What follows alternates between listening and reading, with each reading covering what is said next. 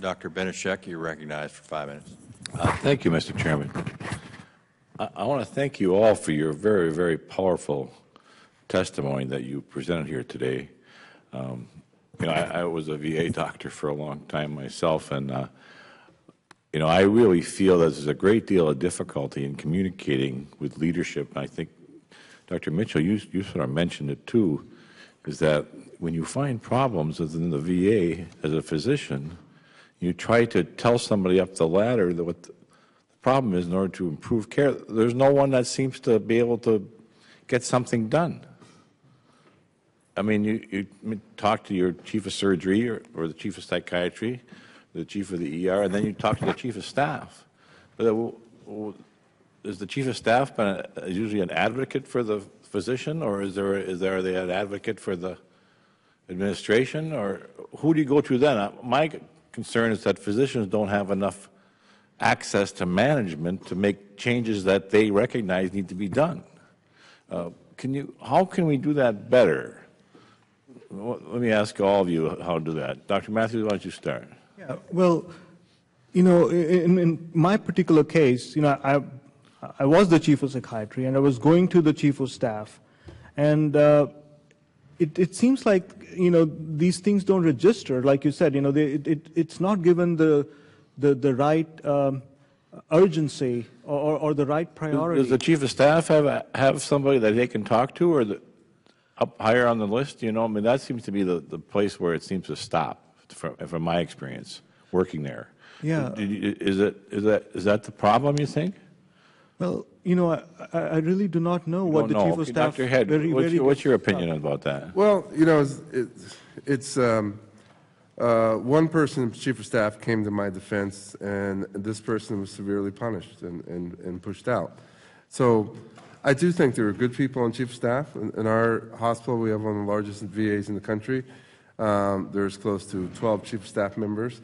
Some of them know that retaliation is a problem, right, and then others are part of it. So, Dr. Mitchell, what do you think about that? My experience with chief of staff, and we certainly run through several at the Phoenix VA, is that generally they advocate for themselves. We do have the option of going above to the VISN level, but often they just refer you back to the facility director. Every physician has the ability to go to the local union office and say they want to organize.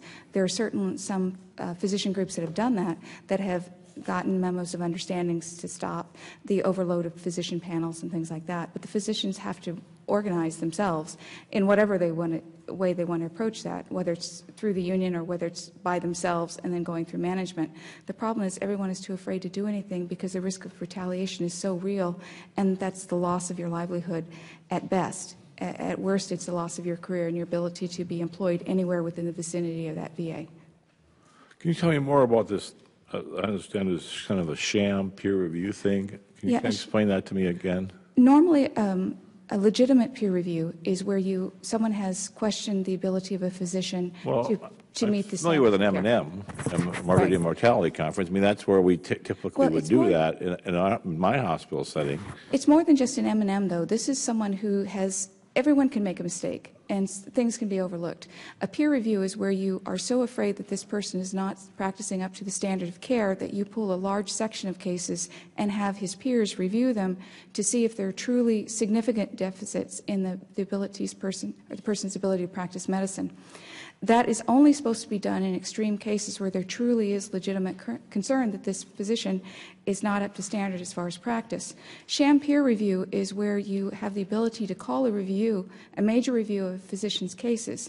If you can't find anything that they've done wrong that's significant, then what you can do is put kind of subjective findings. Well, this physician, doesn't necessarily practice with the most professional ability to interact with people, or something very vague, very subjective.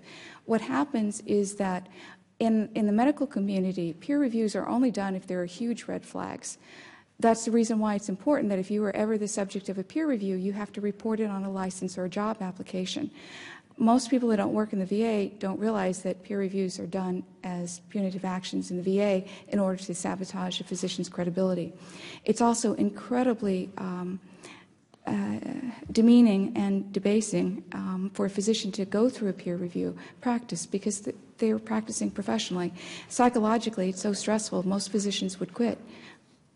But this is done by other physicians on the staff with you, though. Yeah, not- usually it's the administrator and then friends of the administrator. They all get together and say, this guy, you know. But it's not a physician, then you're saying? So it's not really peer review.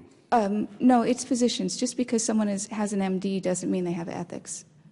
I guess I'm out of time.